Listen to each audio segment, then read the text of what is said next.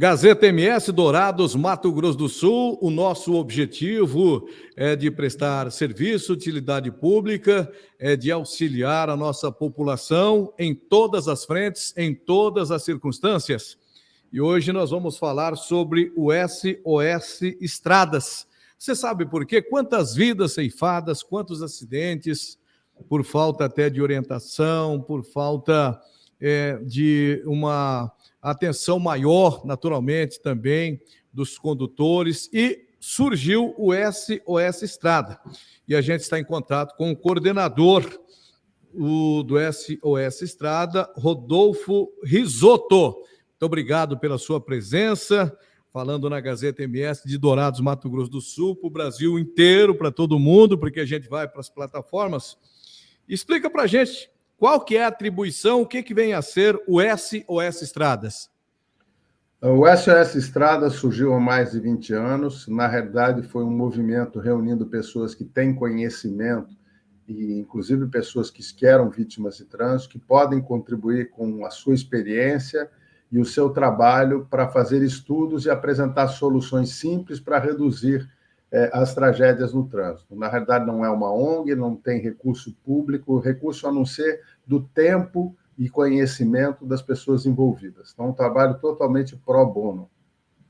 Ok. A atribuição dela principal, na verdade, SOS, é uma assessoria, é uma maneira de evitar as tragédias que têm ceifado vidas nas estradas brasileiras. E o atendimento, a atenção é em todo o Brasil? Nas rodovias federais?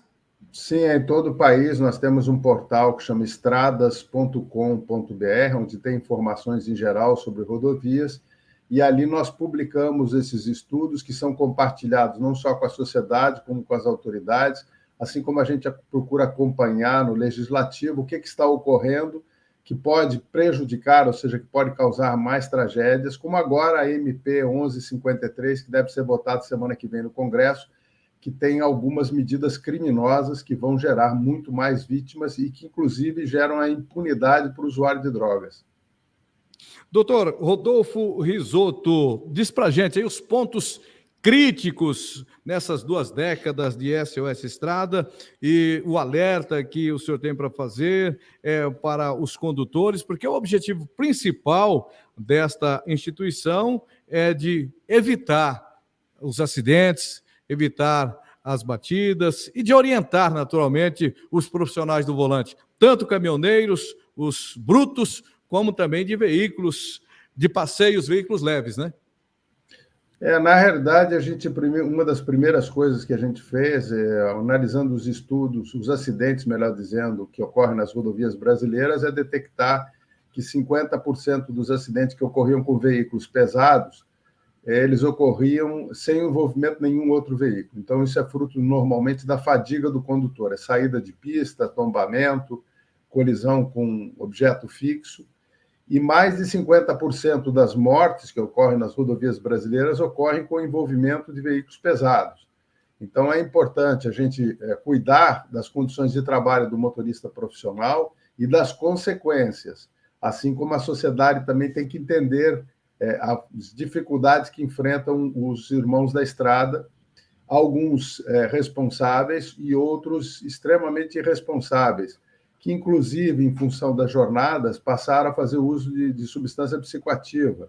Nós tivemos aí há 2 semanas, no Mato Grosso do Sul, um caso emblemático. A Polícia Rodoviária Federal flagrou um motorista de caminhão que estava com carga que ele podia andar no máximo a 60 km por hora, estava registrado no cronotacógrafo que ele andava a 120, ele estava sob efeito de cocaína e ainda ia rodar 2.000 quilômetros, e atrás do caminhão dele ainda tinha uma publicidade dizendo o seguinte: tome 2 e vem comigo. Ou seja, tome 2 comprimidos de rebite ou de cocaína, que no caso ele estava usando cocaína, e vem comigo. Quer dizer, até esse ponto chegam, e esses é que acabam prejudicando a imagem da categoria, que, embora é importante que se entenda, nós chegamos a 30% dos condutores usuários de drogas antes do exame toxicológico, dos condutores profissionais dirigindo carreta, ônibus e caminhão.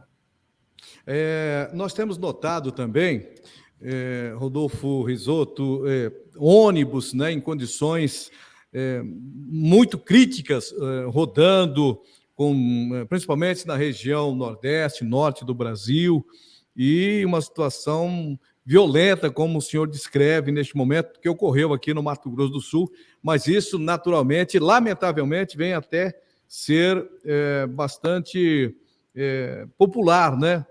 As pessoas não têm a noção do perigo que elas causam diante de uma atuação deste ponto, deste nível. Como é que o SOS Estrada trabalhou, e eu tenho certeza também que viabilizou a situação, por exemplo, que caminhões, os carros grandes, carretas, eles têm um tempo determinado de circular, eles têm horários também flexíveis para circular nas estradas. Período da noite, 0, é isso? Não, na realidade, a legislação brasileira ela mudou muito nos últimos anos. Nós tivemos a Lei 12.619 de 2012, que era a chamada Lei do Descanso, que previa que o motorista profissional não podia dirigir mais do que 4 horas e meia sem parar e que tinha que ter um descanso de, no mínimo, 11 horas entre jornadas, ou seja, ele ficar parado, descansando e dormindo, em condições precárias, é importante que se lembre, né? Porque eles dormem numa cabine minúscula e as pessoas acham que aquilo é local para descanso. Eu sinceramente, não vejo aquilo como local para descanso. E, infelizmente, a legislação foi criando, inclusive, condições para que hoje possam andar com 5 horas e meia, e a MP 1153, que foi editada e publicada no dia 30 de dezembro de 2022, às vésperas da saída do governo anterior, ela estabeleceu, inclusive, a condição de que, se o sujeito disser que não tinha onde parar, ele pode dirigir 20, 30, 40 horas e alegar para a autoridade, não tinha onde parar. Né? Ou seja, é a impunidade total. E, do ponto de vista das drogas, também adiou a multa para quem não cumpre o exame toxicológico obrigatório, principalmente o periódico, que é 2 anos e meio, para 1º de julho de 2025. Quem é que é beneficiado com isso? O usuário de droga, o traficante, o crime organizado, quem explora esses motoristas que, quando fazem uso de droga, tiram o serviço, tiram o frete dos colegas. No caso dos ônibus, é importante a gente entender o seguinte: os exames positivos hoje, praticamente metade dos laudos positivos para droga, aí nós estamos falando de 70% de casos de cocaína, e não é rebite, essa história de rebite é totalmente ultrapassada, não representa nem 15% no total dos positivos, são de motoristas de ônibus. Então, dezenas de milhões de brasileiros são transportados todos os dias, inclusive no transporte escolar, fazendo uso de substância psicoativa. Por isso é que essa política pública é importante, porque ela detecta o uso regular de droga, não é o uso eventual. O nível que a gente chama de nível de corte do exame toxicológico é de quem usa regularmente droga. Então, é muito importante essa política pública. E o exame toxicológico conseguiu evitar que cerca de 50 mil condutores tivessem acesso à habilitação das categorias C, D e E. Ou seja, eles sequer conseguiram obter a CNH. E cerca de 4 milhões de condutores sumiram do mercado. Então, o Ministério Público do Trabalho, inclusive aí no Mato Grosso do Sul, o doutor Paulo Douglas Almeida, ele fez sempre um trabalho fantástico. O Mato Grosso do Sul, nesse sentido, teve um trabalho muito importante do Ministério Público, mostrando de que houve uma redução de mais de 60% do uso de droga. Agora, com essas novas normas, nós vamos criando condições para que passem a usar com mais frequência novamente as drogas. Até porque o número de acidentes fatais, acidentes no geral, é muito grande no Brasil. O senhor traz aí uma estatística realmente preocupante. Inclusive, um outro assunto que envolve muito o estado do Mato Grosso do Sul é a questão da velocidade. Nós temos hoje gente que publica vídeos no YouTube andando a 200, 300 km por hora. 2 dos principais deles são do Mato Grosso do Sul, cometendo crimes, infrações de trânsito, colocando vidas em risco e ainda são remunerados pela plataforma. Hoje a gente vê o governo querendo controlar um pouco as plataformas, muito focado do ponto de vista político. Seria importante que o ministro Flávio Dino se preocupasse com esses condutores que postam nas mídias sociais, são remunerados pelo YouTube, pelo Google, pelo Instagram, diretamente, e que chegam a ganhar R$200 mil por mês. Tem caminhoneiro publicando vídeos com crimes de trânsito inclusive mostrando que estão sem habilitação, que estão totalmente irregulares com caminhões, que dizem, olha, eu ganho 30 mil por mês. Aí ele faz rifa, ele faz uma série de coisas. Quer dizer, o infrator se tornou celebridade no Brasil e ainda é remunerado. O SOS Estrada, ele é uma entidade independente e que tem essa atuação, essa vigilância em todo o Brasil. Mas existem parcerias para que vocês possam desenvolver? Como é que é o dia a dia do SOS Estrada? O SOS Estradas, tá, que é no plural, só para esclarecer, na realidade, a gente não tem parcerias, a gente pega determinados temas, como nós temos um envolvimento muito grande com as vítimas de trânsito, eu sou fundador de Entidade Vítima e várias das pessoas que participam, inclusive tem vários jornalistas que fazem pauta hoje com a gente porque perderam familiares, né? Tem gente que perdeu o irmão com 15 anos de idade, em acidente provocado por condutor que sequer habilitação tinha. Então, esse drama, ele, na realidade, afeta a todos. Isso é uma coisa muito importante das pessoas entenderem. Nas estatísticas, aparecem as vítimas no local do acidente. Não necessariamente os óbitos que ocorrem no local do acidente podem ocorrer até 30 dias depois. Mas um pai que perdeu um filho no acidente, ele é um mutilado, e ele não aparece na estatística. Então, nós procuramos unir as pessoas em torno dessas causas, cada um dedicando um pouco do seu tempo, porque ninguém tem conhecimento absoluto. Então, a gente tem lá médico, especialista em medicina de tráfego, medicina do sono, tem peritos, e cada um colabora conforme o assunto. Por exemplo, nós fizemos um estudo sobre gestão de velocidade, mostrando que no Brasil se fala na indústria da multa, mas nós temos uma fábrica de infratores, né? E que quando desligaram os radares no Brasil, foi desligado de uma forma criminosa, no dia 16 de agosto de 2019 até o dia 23 de dezembro de 2019, e só por decisão da Justiça que voltaram os radares portáteis, era o único equipamento que a Polícia Rodoviária Federal tinha para flagrar o condutor em excesso de velocidade. Nenhum condutor foi multado no Brasil por excesso de velocidade em rodovia federal. Ninguém. E o número de veículos circulando foi de bilhões. O que aconteceu? Aumentou 15% o número de mortes. Então, o que a gente fez? A gente foi lá e mostrou, disse, olha, vai morrer gente, vai aumentar as mortes. Depois nós mostramos, olha, está aqui, 15% a mais de óbitos. Então, é preciso entender o tamanho do problema, e não é uma questão política, não é uma questão de um governo ou de outro. Isso é outra coisa importante as pessoas entenderem. A violência no trânsito não escolhe vítima por partido político. Ninguém olha na hora que tem um morto e diz assim, bom, em quem ele votou? Ou que tem um ferido, alguém vai lá atender quem ele votou. Ninguém quer saber disso. Então, é importante a gente entender a dimensão desse problema que afeta toda a sociedade, inclusive aqueles que não estão na estatística. Certo. Com relação, qual que seria uma das soluções? Estamos falando com o Rodolfo Risotto, coordenador do SOS Estradas. Duplicação das vias, privatização, enfim, o que o senhor aponta como solução, além, naturalmente, né, do principal, que é a conscientização, a consciência realmente do condutor, doutor? Não existe conscientização sem punição. Isso na Suíça ou em qualquer lugar. Se você pegar o Código de Trânsito, quando ele entrou em vigor, o novo Código de Trânsito, em janeiro de 1998, melhor dizendo, nós tivemos uma redução de 50% dos acidentes nas estradas. Ora, a frota era a mesma, os motoristas eram as mesmas, as estradas eram a mesma. Como é que reduziu 50%? Porque veio a multa com valores muito maiores, e aquilo gerou um pânico nas pessoas, eu vou ser punido. Foi isso que mudou o comportamento. Quando começa a Operação Lei Seca em algumas regiões do país, que hoje ela é praticamente inexistente, com poucos estados em que ela efetivamente ocorre, na dimensão que é necessário, nós tivemos também uma redução de 50% dos acidentes, inclusive os hospitais ficavam vazios. O pessoal de emergência não tinha o que fazer. Então, o que tinha mudado? A punição. Se você não punir, e eu cito um exemplo no estudo que nós fizemos sobre gestão de velocidade. Na Suíça, eles começaram a estabelecer multas baseado no imposto de renda. Então, você tem multas por excesso de velocidade de 600 mil euros. Porque eles foram olhar lá o imposto de renda do sujeito e falaram assim, não, você vai pagar 7% do teu patrimônio.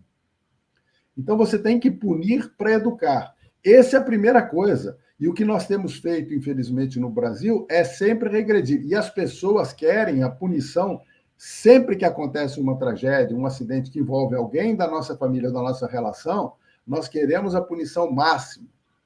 Mas qual é o nosso comportamento? Então, a gente quer a punição para os outros. Quando é para a gente, aí é a indústria da multa.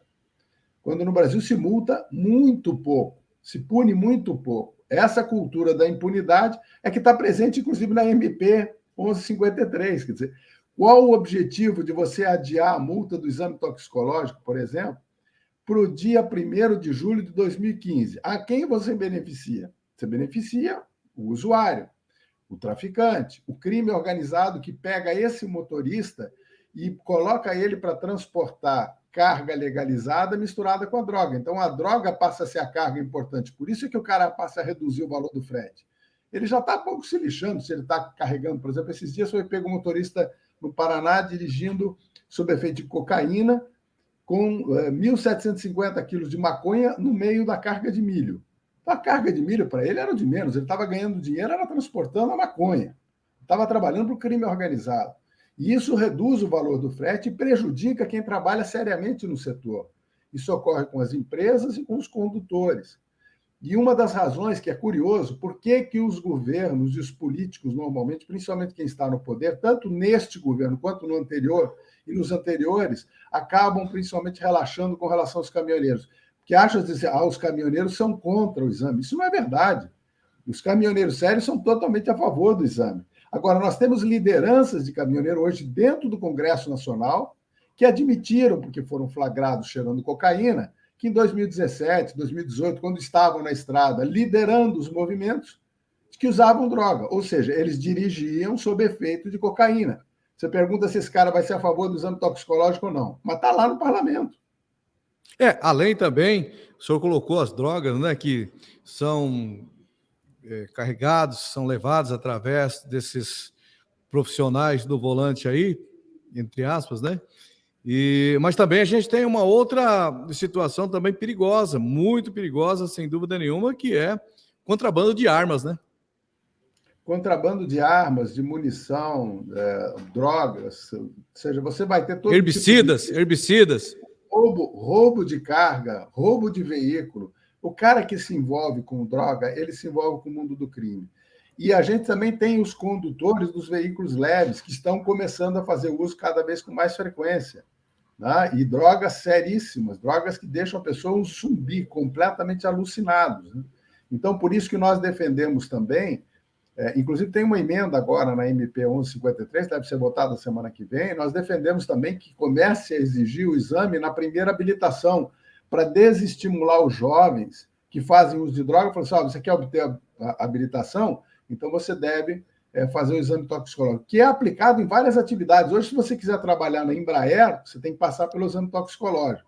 Se você quiser entrar na Polícia Rodoviária Federal, você tem que passar pelo exame toxicológico. Então, nas companhias aéreas e empresas de navegação, ou seja, já existem vários segmentos que há muitos anos usam isso e o pessoal pensa, é só o caminhoneiro. Não, até para entrar no Ministério Público Federal tem que fazer o exame toxicológico, para entrar na BIM tem que fazer o exame toxicológico. Então, o que a gente precisa é usar essa tecnologia, e eu dou uma noção de preço para você. Quando o exame toxicológico entrou em vigor em março de 2016, o custo médio era em torno de 110 litros de diesel para um exame toxicológico. Hoje não chega a 30. O que no Brasil reduziu de preço? Então, ele reduziu de 360, 380 reais para em torno de 140, 120 reais para o motorista fazer esse exame, seja o condutor de ônibus ou o de caminhão. Então, houve uma redução, essa tecnologia está cada vez mais disponível, inclusive muitos pais estão começando a utilizar isso. Eles coletam o cabelo do filho para saber se ele está fazendo uso de droga e vai registrar a quantidade de droga. Eu estudei um caso de um acidente, inclusive eu consegui que fizesse a coleta do cabelo do caminhoneiro que morreu no acidente, na Dutra, numa reta, 1h30 da tarde, ele invade a pista contrária, um trecho de pista dupla, e colide com um carro onde tinham 5 pessoas. Era o vovô, a vovó, a mãe, o pai e a Alice de 1 mês. Que dia foi isso? Dia 12 de outubro de 2019. Dia da criança, dia da Nossa Senhora Aparecida. Morreu todo mundo. E o caminhoneiro estava com uma quantidade de cocaína no organismo que era 10 vezes o limite máximo que o exame toxicológico diz assim, aqui, a partir daqui é positivo. Então, o problema é muito grave, muito grave. E nós estamos falando de gente. Quando o presidente da nossa entidade, da Trânsito Amigo, da entidade vítima, o Fernando Diniz, foi entrar em contato com outro avô que estava aguardando a netinha para conhecer, numa cidade próxima, a família fez um trajeto de 30 quilômetros. Tá?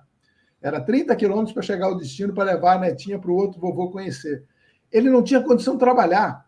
Ou seja, eu não sei se esse senhor hoje está vivo. Se você fala com os delegados que lidam diretamente com as vítimas de trânsito, você começa a ver separação nas famílias, suicídio, depressão, e tudo isso não aparece na estatística. E o senhor está falando, a gente está falando de estrada, mas eu estou me recordando aqui, me reportando também para as áreas urbanas, né? Que isso também tem essa agressão, essa violência, tem sido bastante recorrente e tem os registros a todo momento, né? São feitos nas grandes e nas pequenas cidades também, né? Sim, motociclistas, motoristas de van, ou seja, de transporte coletivo, que cada vez mais... Hoje você tem um índice significativo nos aplicativos, nos grandes centros, motoristas que são usuários e que, inclusive, passam a fazer parte do sistema de entrega da droga, da venda da droga. Ou seja, eles vão ao destino levar a droga num veículo que está lá com o aplicativo, que ninguém controla absolutamente nada. Até nos aplicativos... A situação é tão grave, eu vou ter uma reunião na semana que vem com a NTT, porque eu detectei que a Agência Nacional de Transporte Terrestre, e isso ocorre com todas, autoriza viagens irregulares, de ônibus que estão irregulares, que não poderiam estar circulando, com motoristas que não fizeram o exame toxicológico. Como é que você dá autorização para um veículo trafegar, para transportar 40, 50 pessoas em viagem intermunicipal, interestadual, e você não checa que o cronotacógrafo, que é um equipamento obrigatório, está vencido. Nós fizemos um levantamento no CEAGESP de São Paulo, que seria o equivalente aí ao CEASA em Campo Grande, no Mato Grosso do Sul, em que nós pegamos que mais de 50% dos veículos estavam irregulares.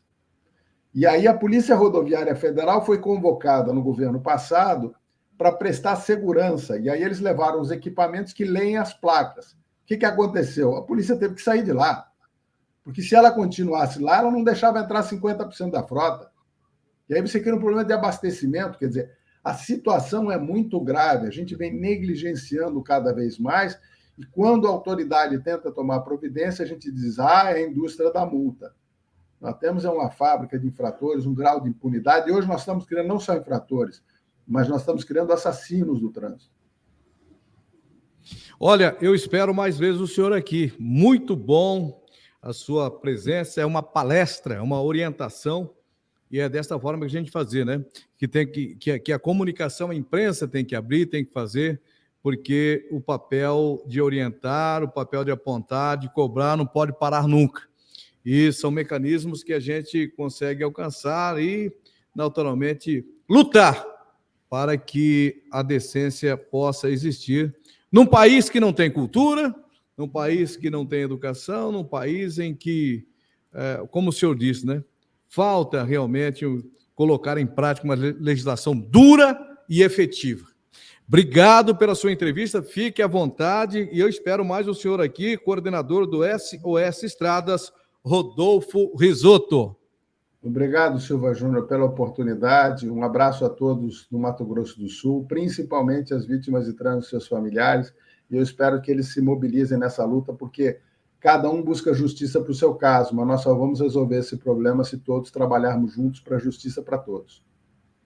Legal, obrigado. Voltamos aí, vamos marcar uma outra pauta para a gente deliberar. E é importante, o canal aqui é aberto exatamente para a utilidade pública e a participação também das entidades importantes que se preocupam com vida, como o SOS Estrada. Rodolfo Risotto, felicidades e um grande dia para todo mundo.